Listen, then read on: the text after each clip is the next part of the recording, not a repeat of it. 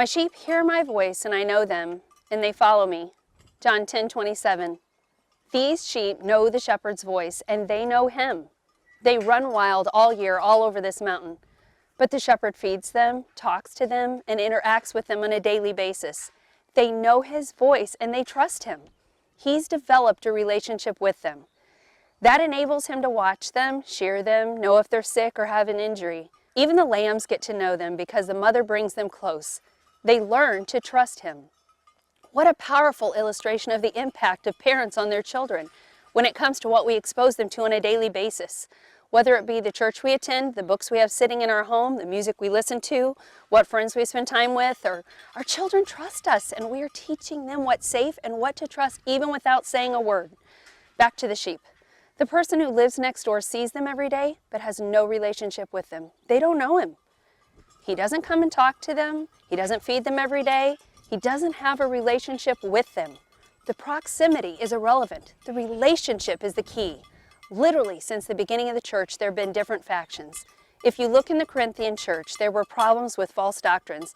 Almost every New Testament epistle addresses divisions and false doctrine. The best way to avoid falling into this trap is to have a close personal relationship with Jesus. My sheep hear my voice and they know me.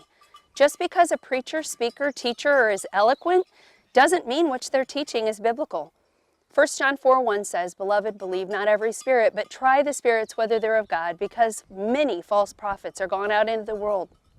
One of the biggest causes of false doctrine is because someone's taking a verse or verses out of context. In Acts 20, toward the end of Paul's ministry, he was explaining to the Ephesian elders that he was going to Jerusalem.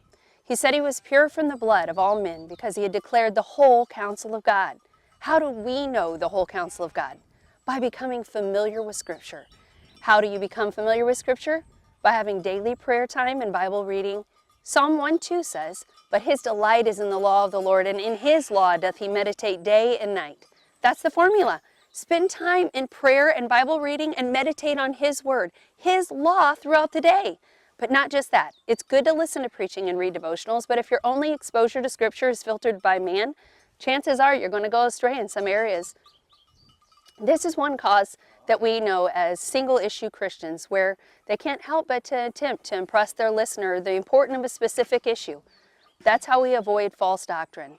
If you know the shepherd, if you know his word, we're much less likely to be susceptible to false doctrines.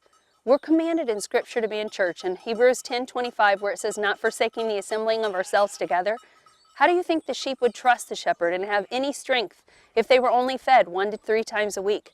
If our only exposure is through man, you're not going to be a weak Christian and more susceptible to false doctrines, but you will not know his voice, that still small voice that speaks to you. I hope you will get to know him today, and as we've talked about in another day, have a mountaintop experience getting to know him.